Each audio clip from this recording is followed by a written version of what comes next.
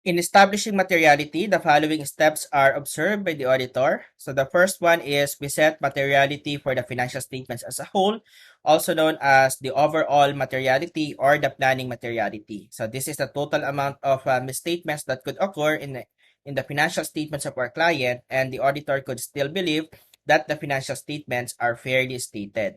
So, however, we do not use the overall or planning materiality in performing specific audit procedures.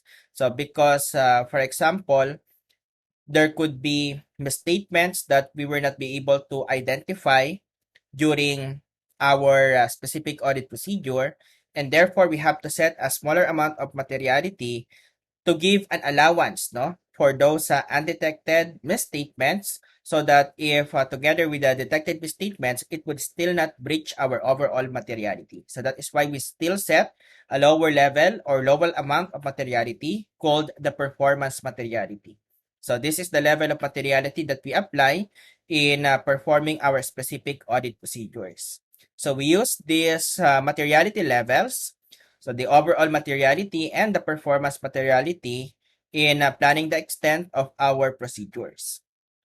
And during the conclusion of the audit, we estimate the misstatements in the particular class of transaction, account balance, or disclosure, and estimate the combined misstatements, so arising from those separate evaluation, and compare the combined estimate with our preliminary judgment about materiality in evaluating the results of our audit.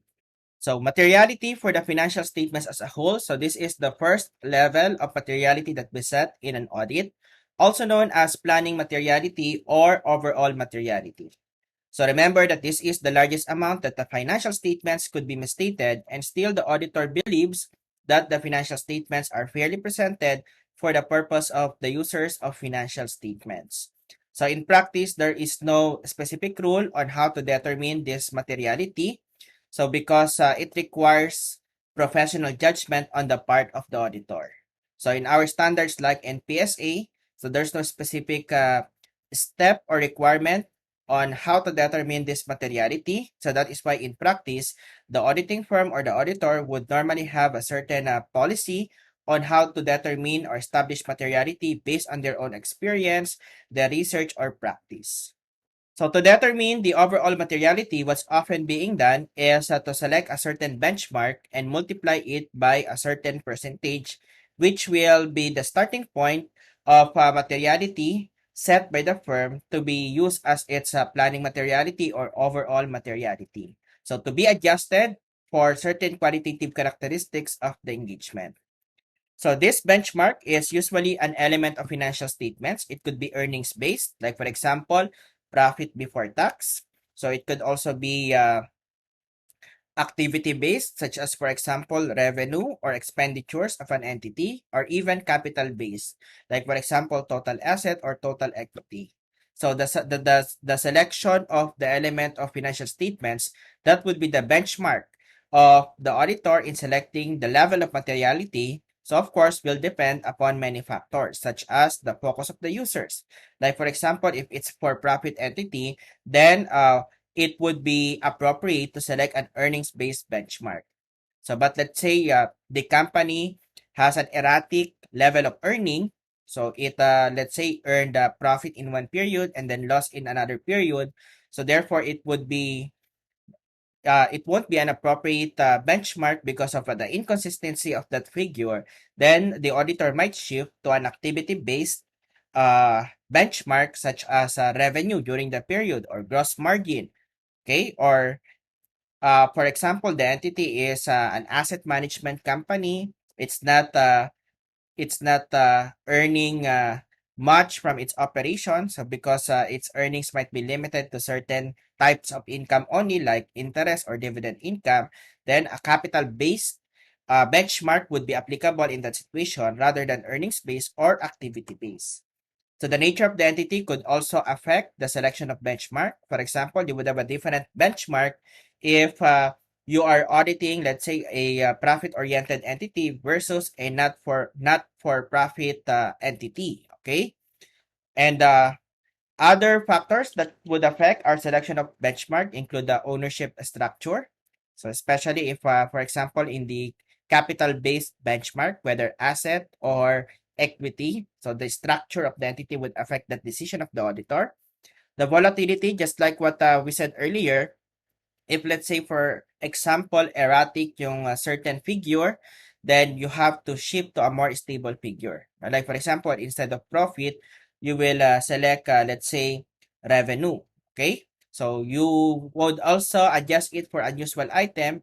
Let's say for this year or this period, there is a certain transaction that affected the profit of the entity that would not be expected in to recur no in that particular company, then you have to consider that also.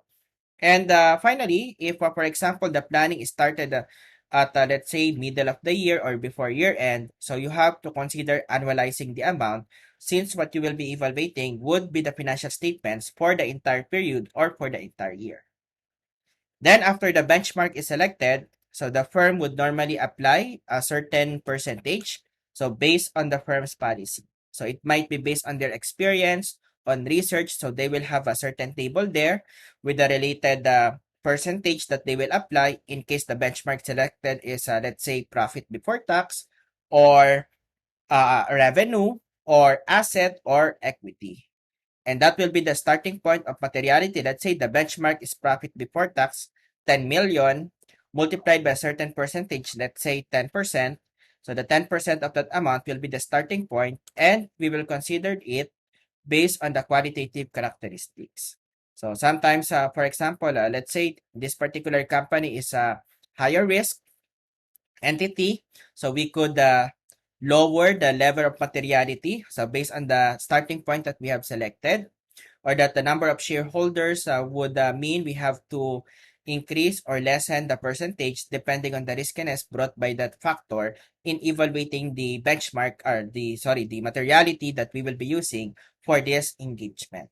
Okay? But usually, the most common benchmark used in practice for profit-oriented companies especially would be the profit before tax. After setting the overall materiality or planning materiality, so we have to consider a level of materiality that we would apply in our audit procedures. So as mentioned earlier, we cannot use the overall or planning materiality in performing specific audit procedures, because we have to have an allowance for some statements that we would not be detecting in for the purpose of or for the reason no that we are not using all the information of the client in performing our audit procedures. So meaning to say there could be undetected misstatements that would remain. So therefore, if we will use the overall or the planning materiality, then we can conclude that a certain misstatement is not material. However, if you consider the undetected misstatements, the total amount of misstatements in aggregate could have breached already the planning or overall materiality. So that is why for the purpose of performing our audit procedures, we set a smaller amount of materiality compared to the planning materiality. So to give an allowance for those misstatements that we will not be able to detect in our procedures. And we call that the tolerable misstatement, which is an application of our performance materiality. So what we set this amount at less than the materiality for the financial statements as a whole, or less than our overall materiality.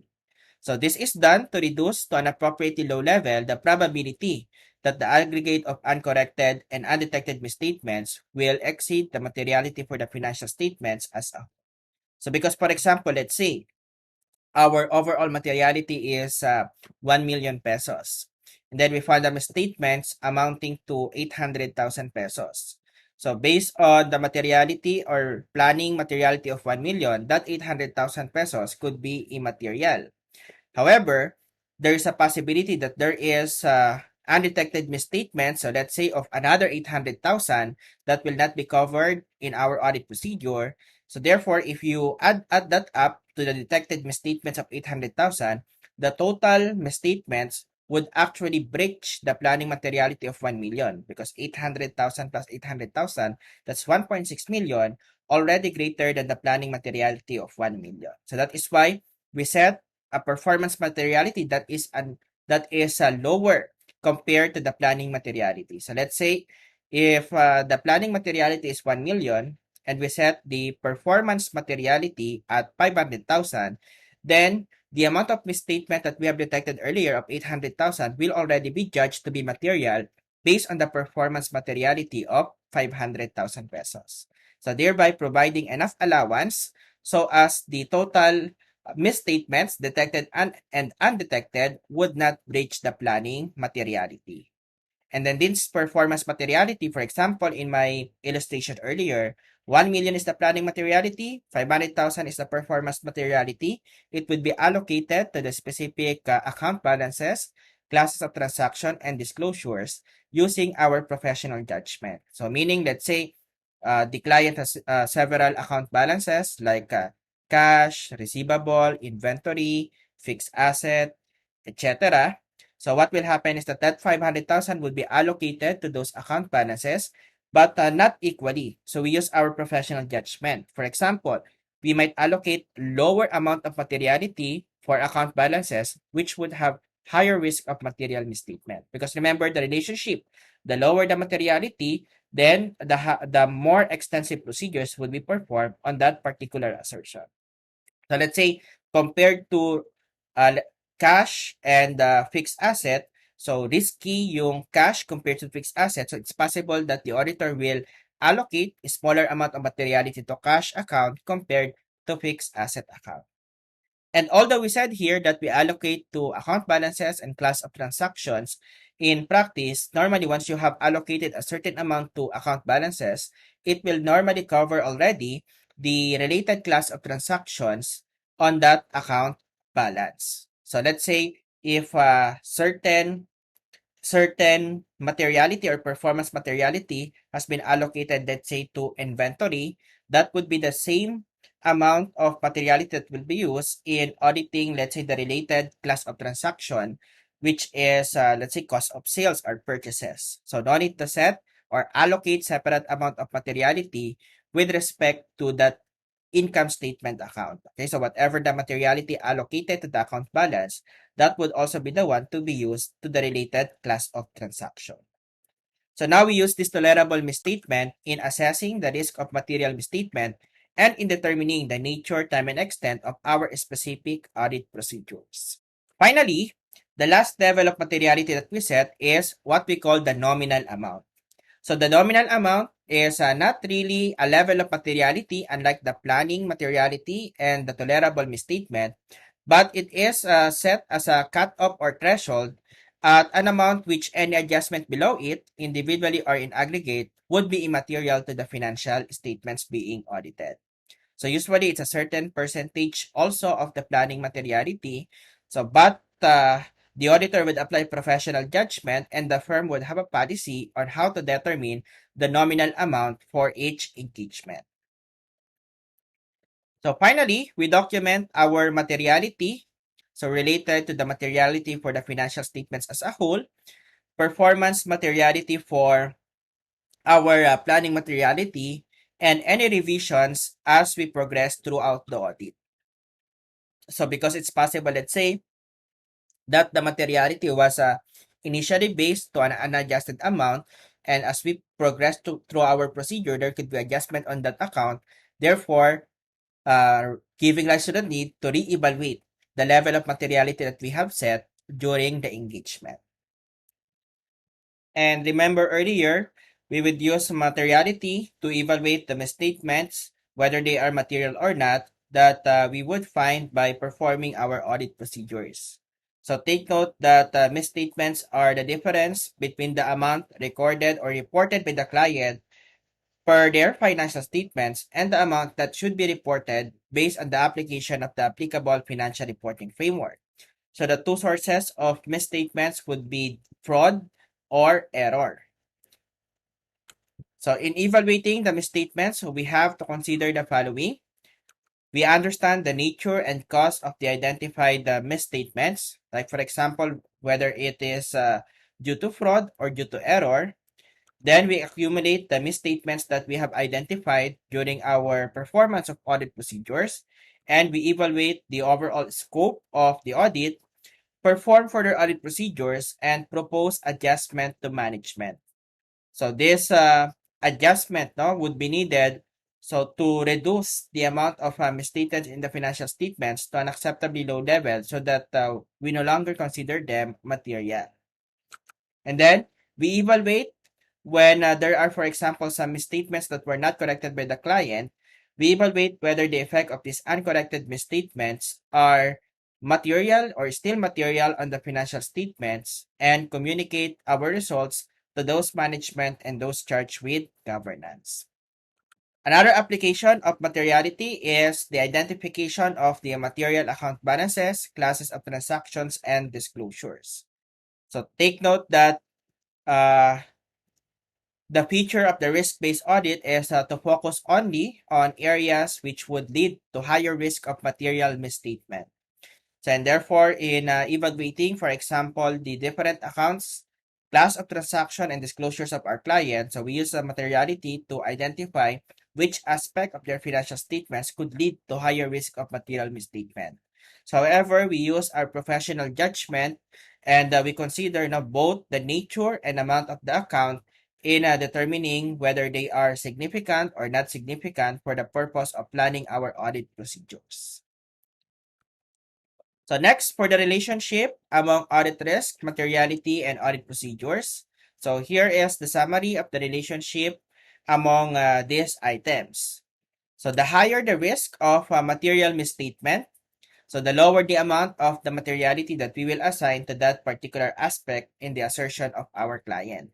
So because the lower the materiality level, the higher or the more extensive would be the audit procedures needed by the auditor or needed to be performed by the auditor. And of course, the opposite is true. So the lower they assess risk of material misstatement, then we can allocate higher materiality level and therefore we could perform lower extent of procedures.